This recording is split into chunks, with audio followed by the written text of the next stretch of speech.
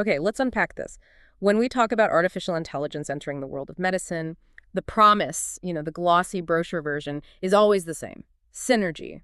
Synergy. It's this elegant idea that human creativity and clinical experience, when you fuse it with AI's computational power, will create something better, something far superior. We call that the 1+1 2 effect. Exactly, the holy grail of human-machine teaming. It is. The vision is a perfectly balanced system. The machine offsets human weaknesses like fatigue or stress, and then the human compensates for the machine's weaknesses. Things like the AI's opacity or its inability to handle totally new scenarios. Exactly. That's the theory. Right, and that theory is beautiful.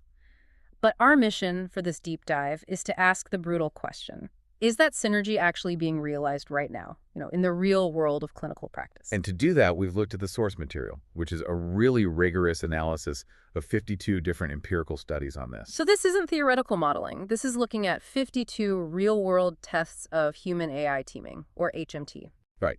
And it's important to understand there are really two competing pathways for AI in medicine. The first is full automation. Where the AI just takes over, makes the diagnosis, writes the prescription, the whole thing. The whole thing. But that pathway is constantly running into some pretty severe legal and ethical hurdles. I mean, who's liable when it's wrong? It's a huge question. Which brings us to the other pathway, the one most places are actually using, augmentation. HMT. The AI acts as a co-pilot, a second set of eyes supporting the human decision maker, not replacing them. And the entire goal there is to achieve complementarity. Yes. Leveraging those distinct natures. If you have a doctor who's 80% accurate and a machine that's 85% accurate, the expectation of a perfect team is that they should be, almost 100% accurate. Because they catch each other's errors. They should. Okay, and this is where it gets really interesting. The source material actually defined what success looks like using this reliability analysis framework. They laid out 4 scenarios. Right, from perfection down to, well, absolute failure. We should probably distinguish between the two perfect synergy scenarios. Let's do it. What's the best of the best? That's utopia. This is the true 1+1 2. It means the team is more reliable than is even mathematically calculated for two independent systems. It suggests they're co-learning in real time. A genuine intellectual partnership. That's the dream. Then, just below that, you have the ideal scenario. Which is the 1 + 1 gets 2. Precisely. Yeah. It's the mathematically perfect parallel system. The team fails only if both the human and the machine fail at the same time. But that requires, and the source makes this point, a perfect human who is never misled by a wrong AI output. And that's a big ask. If the machine is wrong, the human has to be able to spot it every single time. Okay, so those are the perfect states. What about the acceptable? And that would be the complementary state. The team reliability is better than the human alone, but it's still less than ideal. So the AI provides value, even if it's not perfect. And the last one, the one we want to avoid. That's conflict, is where the team performs worse than the human alone. In the severe version, it performs worse than both of them individually. And we know what that looks like in other safety-critical fields, that kind of human-machine conflict. Absolutely. The source referenced the tragic Boeing 737 MAX 8 accidents. From 2018 and 2019. In really simplified terms, those were control conflicts. A machine system gave incorrect inputs, and the human crew struggled to override or even understand what was happening.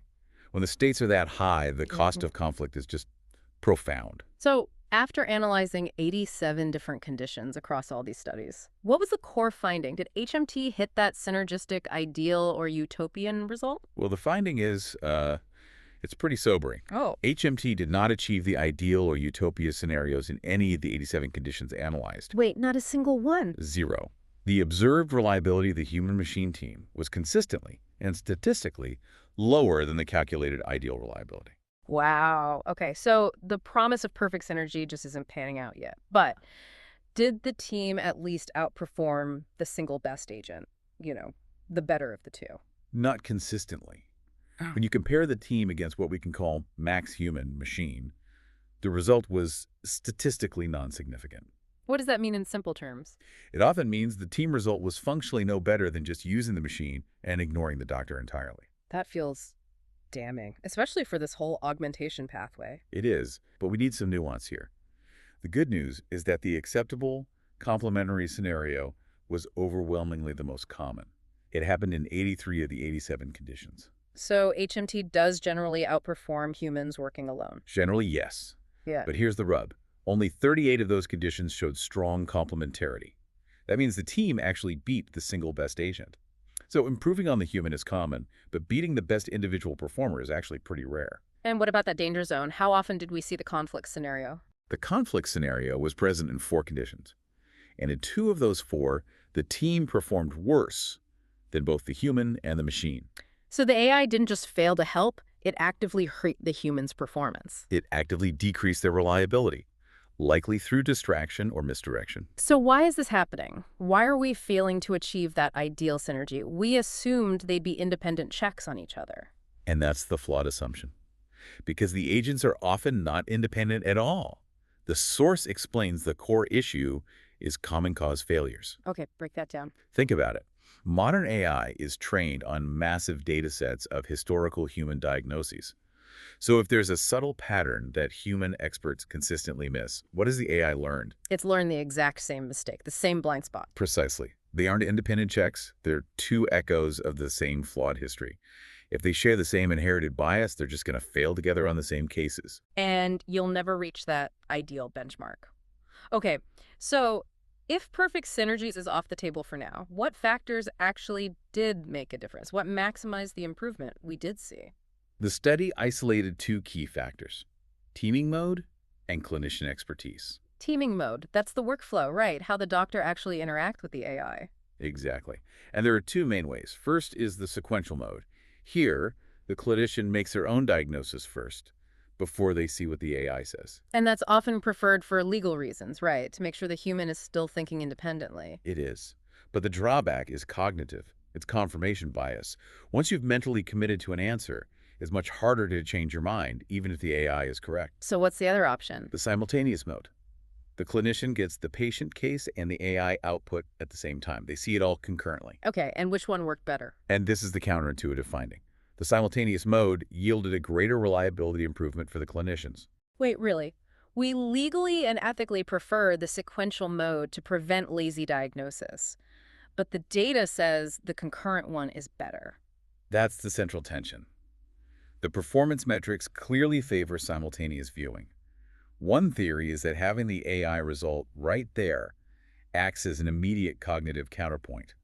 It prevents that anchoring bias before it can even set in. You don't have time to fall in love with your own diagnosis if the AI immediately contradicts you. Exactly. It's a huge practical finding for designing these systems. And the other factor, clinician expertise. This one had an even more complex irony to it. Who benefited more, the juniors or the seniors? The finding was unambiguous. Junior clinicians showed a significantly greater reliability improvement compared to senior clinicians. That is genuinely surprising. I would assume the senior doctor with years of experience would be perfectly equipped to evaluate the AI's output, to know when to trust it and when to challenge it. You'd think so. But the data showed that senior clinicians, especially in that legally favored sequential mode, showed almost negligible improvements. The study cited a reliability difference that was statistically tiny. The AI added almost no value to their accuracy. So what's going on there psychologically? Well, there are 2 main hypotheses. One is just a baseline effect. Seniors are already so accurate that there's less room for them to improve. Okay, that makes sense. But the more interesting one is this difference between algorithmic aversion and algorithmic appreciation. Tell me more about that. Algorithmic aversion suggests that senior clinicians, who are very confident in their expertise, tend to resist or undervalue the machine's input. They see it as a nuisance. Whereas the junior clinicians... They often display algorithmic appreciation. They're newer, maybe less confident, and so they are far more willing to defer to or learn from a machine that's been trained on millions of expert opinions. But that raises a huge question. Are the juniors really integrating the data and making a better judgment? Or are they just following the AI without thinking? And that is the genuine challenge that remains unanswered. If they're just deferring, it's not true augmentation, it's something else, and it carries its own risks. Okay, shifting gears a bit. Let's talk about predicting the benefit. For a hospital spending millions on an AI tool, they need to know what to expect. This is where the reliability gap comes in. Yes, the reliability gap is simple. It's the difference between the machine's reliability and the human's reliability. And it turns out this gap is the key factor in predicting how much the human will improve. So let me see if I have this right. A bigger gap, meaning the machine is way better than the average human user, leads to a bigger improvement for that human when they team up. Exactly. If a clinician is 60% accurate and the AI is 90% accurate, that 30-point gap creates a huge opportunity for improvement. And the analysis showed this. 66% of the conditions saw at least a 5% improvement for the human. It lets you quantify the value. So if you buy a superior AI, you get a bigger performance jump for your doctors. That sounds encouraging. It does, but here's the paradox. It connects right back to why we failed to hit that ideal synergy. Okay. While a larger reliability gap is good for the human's relative improvement, it negatively affects the complementarity ratio. Wait, what does that mean? If the machine is dramatically better, it helps the human improve, but it hurts the potential for perfect synergy. Why? Because misaligned capabilities might actually hinder full complementarity. The human struggles to exploit the advantages of a vastly superior machine because they might not have the knowledge base to even understand the machine's conclusion, let alone challenge it. So the AI can be too good for the human to team up with effectively. That's fascinating. It is. It's like pairing a novice chess player with a supercomputer. The computer sees 10 million moves ahead, but the human partner can't even understand the rationale for the first move. That is exactly the insight. The effort sees diminishing marginal returns. AI doesn't just have to be capable, it has to be teamable. So what does this all mean for the future of medicine and policy? We've covered the failure of 1 + 1 = 2, the win for the simultaneous mode, and the big benefit for junior staff. I think the takeaways are pretty straightforward. HMT is beneficial over humans alone, so augmentation is a successful path. We should keep going. But we have to temper the hype.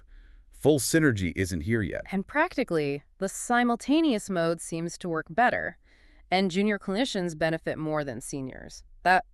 That has to force a massive conversation for hospital administrators. It creates a huge ethical and legal dilemma. If senior clinicians in the legally preferred mode get almost no benefit, how should organizations grant them autonomy?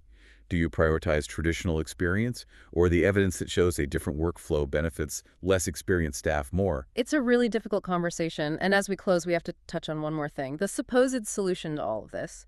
Explainable AI or XAI. XAI, yeah.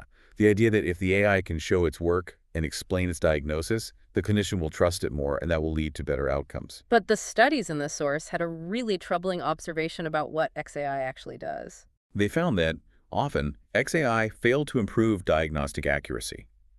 The explanation didn't actually help the clinician make a better final decision. But something else happened. Even without improving accuracy, XAI did increase the clinician's confidence.